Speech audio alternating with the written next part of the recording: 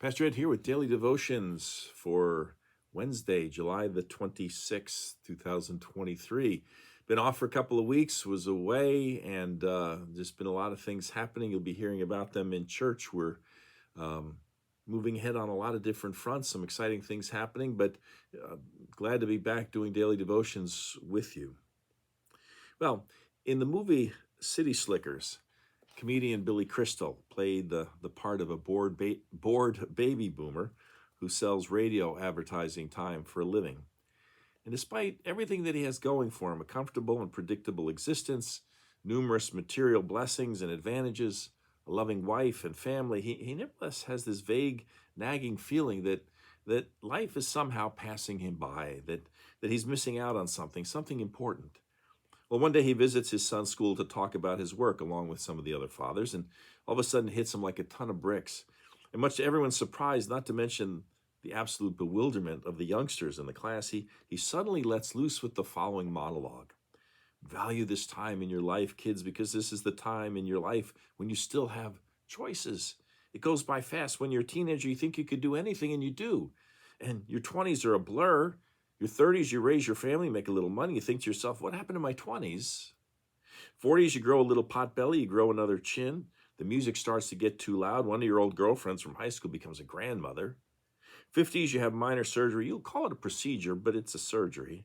60s, you'll have a major surgery. The music is still too loud, but it doesn't matter because you can't hear it anyway.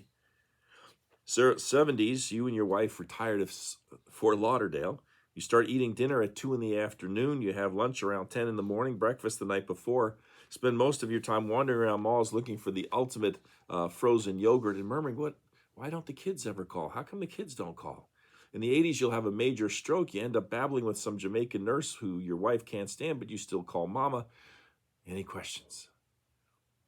Well, obviously, this is a comedic exaggeration, but what ordinarily makes comedy so funny is that it contains a kernel of truth, doesn't it? And this scene from City Slickers is no exception. Many of us wrestle with the vague, nagging feeling that there's more to life than what we're expecting, that somehow we're indeed missing out on something important. One of my favorite verses in the entire Bible is John 10, verse 10, specifically the second half of that verse. It's part of that larger passage in which Jesus describes himself as the Good Shepherd. But right in the middle of it, he slips something in, something significant, but something we tend to overlook with all that shepherd and sheep and gate and gatekeeper imagery going on. In the second half of verse 10, Jesus says, I came that they may have life and have it abundantly. I came that they may have life and have it abundantly.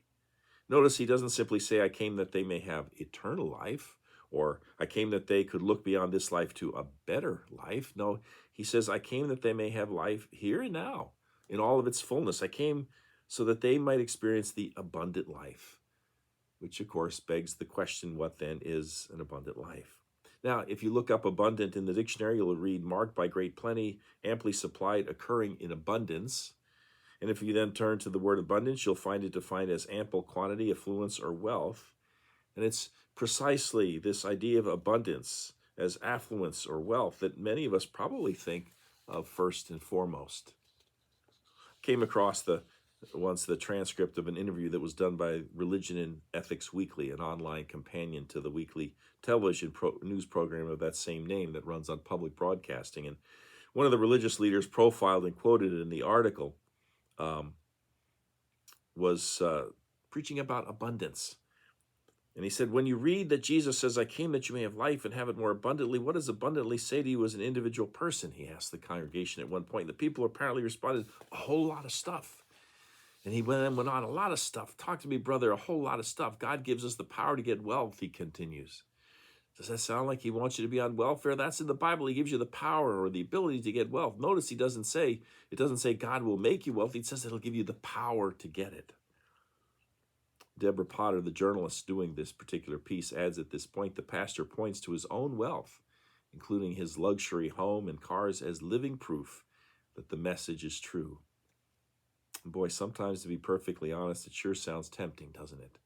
Especially perhaps when things are not going so well in our lives. And maybe that's precisely what these people are counting on, including these pastors. Maybe that's the bait that they're flashing on a hook in front of our eyes, the lure of something that we don't have, but wish we did.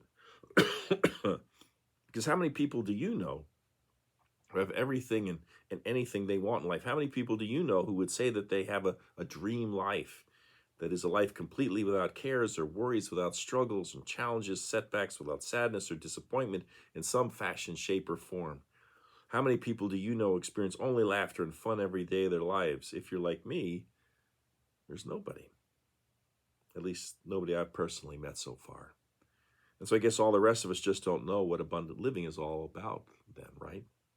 And I guess we'd also have to say that all those thousands upon thousands of people whose lives were literally washed away in hurricanes Katrina and then Sandy didn't have the secret to an abundant life either. Otherwise, something like that wouldn't and couldn't have happened to them.